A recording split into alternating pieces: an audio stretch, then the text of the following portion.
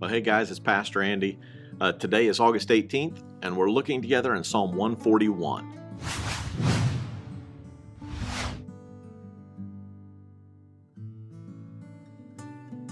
Psalm 141 is another one of David's psalms that he wrote when he was being attacked. It goes right along with Psalm 140 at the time that he was living under King Saul, and Saul was attacking him. And this whole chapter is devoted to making wise decisions when we're attacked. If you're not being attacked right now, it is going to happen at some point, or you probably just got out from underneath one attack.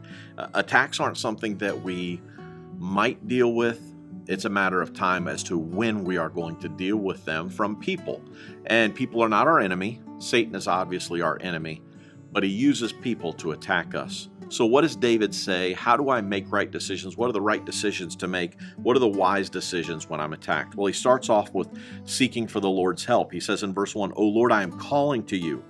Please hurry. Listen when I cry to you for help. Accept my prayer." I mean, he is reaching out to God. He is calling out to God, crying out to God for an answer.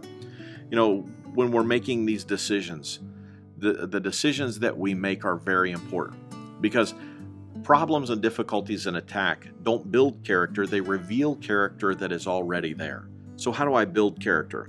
Well, life is built on character, and it's very important for us to be people who have character, and character is built on decisions. So we need to make sure we're making right decisions, and that's what David is teaching us here. So first, we've got to seek for the Lord's help. Then David says, I've got to be careful and keep myself from sin. He said, take control of what I say, verse 3, O Lord, and guard my lips. God, keep me from falling into sin. Help me not to get messed up in this. Then we have to gladly accept counsel, and that's tough for us. He talks about this in verse 5.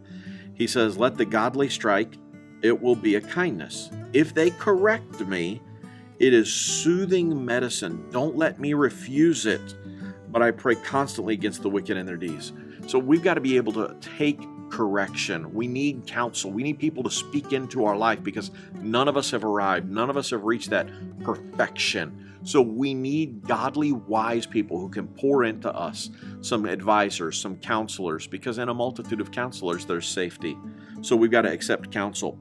Then we've got to let God judge our enemies, not us. And he talks about that in verse 6 and 7.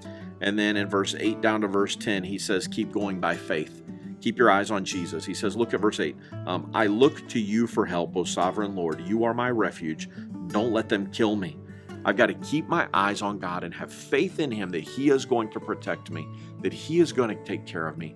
He is my defender. He's my strong tower. I run to him for safety. That's where my help is. My help comes from the Lord, the one who made heaven and earth, not from people, not from my own ability to defend myself. My help comes from the Lord, and I have to depend on him. So when I'm taking these pot shots, when people are attacking me, when they're coming after me, I have to make sure, I've got to be 100% sure I'm making wise decisions in the battle.